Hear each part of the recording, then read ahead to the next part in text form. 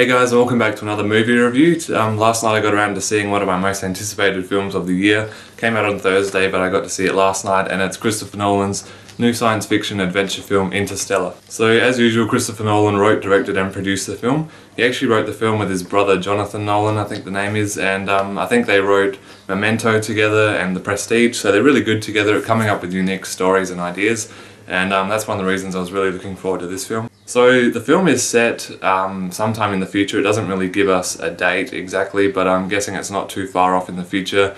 The world's gone to crap pretty much. They're running out of food and resources.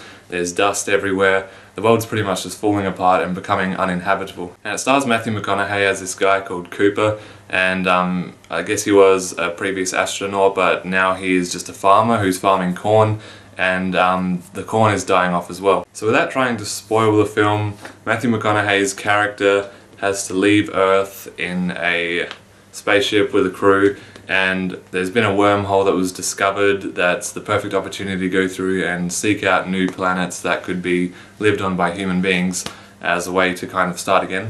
Now within that story there's a lot of detail and a lot of plot complexities that I won't go into because it will spoil it if you haven't seen the film yet.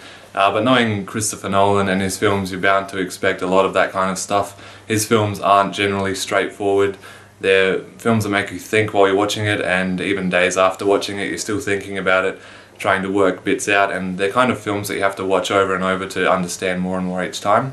So the film also stars Anne Hathaway, who is kind of like the co-pilot on the ship, and she's really good in the film also, and her father is played by Michael Caine, who has pretty much been in all of Christopher Nolan's movies, but he's a really good actor. And Matthew McConaughey's kids in the film are really good when they're young. I think, what's her name, Mackenzie plays Murph, who is his daughter when she's young, and they have a real good connection in the film. You really feel that they're father and daughter, and I felt that that played really well for the film.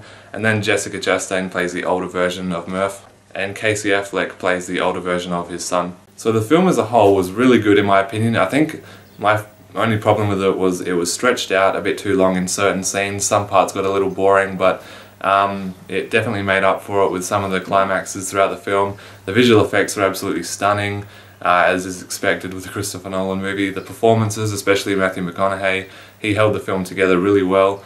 The soundtrack by Hans Zimmer was really haunting and dark, and it had this really kind of deep sea organ, like the music with Davy Jones in Pirates of the Caribbean. It just sounded like that really dark organ tone throughout the film, kind of like an old horror sounding soundtrack, and I think it worked really well for the movie. So this film plays with a lot of ideas like wormholes and black holes and interstellar travel, you know, light speed travel, playing with time and outside of being in time, which is, it's all hard to like wrap your head around, but it's really interesting the way they kind of show it to you on screen. And apparently Christopher Nolan and his brother Jonathan had been working on the script since 2006, so a lot of the scenes that may seem a bit bogus were probably researched into a lot, and it probably is realistic as we're going to get to knowing what a black hole would be like, or what would be on the other side of it. So in my opinion, Interstellar was a great movie. I think it just was a bit too long. It could have been shortened by, I don't know, 10-15 minutes maybe.